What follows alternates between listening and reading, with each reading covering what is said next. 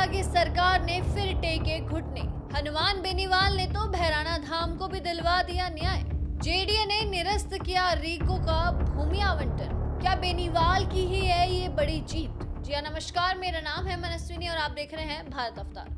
जयपुर से करीब 50 किलोमीटर दूर भैराना धाम, जो कि दूदू धाम के पास पड़ता है, उसी में प्रस्तावित रीको औद्योगिक क्षेत्र को लेकर चल रहे विवाद का आखिरकार जो है मामला सुलझ गया है। जी हाँ, जयपुर विकास प्राधिकरण यानी जेडीए ने 206.98 हेक्टेयर यानी करीब 800 बीघा ग्रीन बेल्ट एरिया में औद्योगिक क्षेत्र के लिए आवंटित 21 खसरों की जमीन को जो है आधिकारिक तौर पर निरस्त कर दिया है। जी हाँ, जेडीए की भूमि एवं संपत्ति निरस्तरण समिति ने अपनी मीटिंग में जो है ग्रीन बेल्ट की सुरक्षा और स्थानीय लोगों व साधु संतों के भारी विरोध को इस फैसले का मुख्य आधार बताकर जो है ये फैसला लिया है।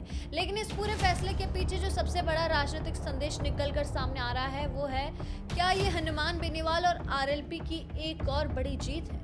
दरअसल मैं आपको बता दूं कि भैराना गांव स्थित ये स्थल संत दूदू दयाल जी की 500 साल पुरानी तपोस्थली और मोक्ष स्थली है। जब यहाँ इंडस्ट्रियल एरिया के लिए जमीन आवंटित हुई तो दादू पंथ के साधु संत और स्थानीय नागरिकों ने जो है आस्था पर आघात बताते हुए आंदोलन की बिगुल फूंक दी थी।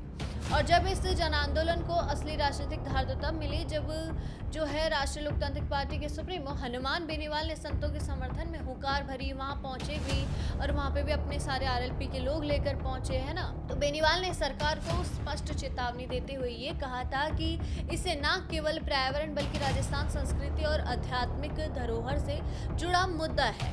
और राजनीतिक विश्लेषकों का मानना है कि बेनीवाल की जमीन पर उतरने और उनके आक्रामक रुख के कारण ही सरकार पर दबाव बना है और प्रशासन को अंत में बैकफुट पर आना ही पड़ा। वहीं उसी कारण जो है अब इस पूरे क्षेत्र में कोई भी औद्योगिक गतिविधियां या फिर इंडस्ट्रियल एरिया विकसित नहीं किया जा सकता। वहीं आरएलपी समर्थकों और स्थानीय लोगों के बीच इस फैसले को लेकर हनुमान बेनीवाल के संघर्ष की बड़ी सफलता के तौर पर भी देखा जा रहा है।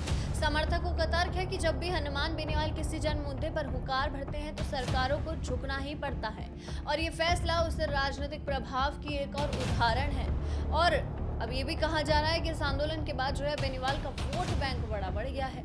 वहीं अब तमाम राजनीतिक दावों के बीच सबसे बड़ी राहत तो भैराना धाम के लिए है, जहां संत दादू दयाल जी की तपोस्थली का हरित क्षेत्र और उनकी आध्यात्मिक शांति अब सुरक्षित रहेगी। तो आपको भी क्या लगता है कि ये बेनीवाल के वहां पहुंचने से ही ये फैसला सरकार ने उठाया है? तो अपनी राय हमें कमेंट बॉक्स में जरूर बताओ। ऐसे ही तमाम खबरें और अपडेट्स के लिए देखते रहिए भारत अवतार।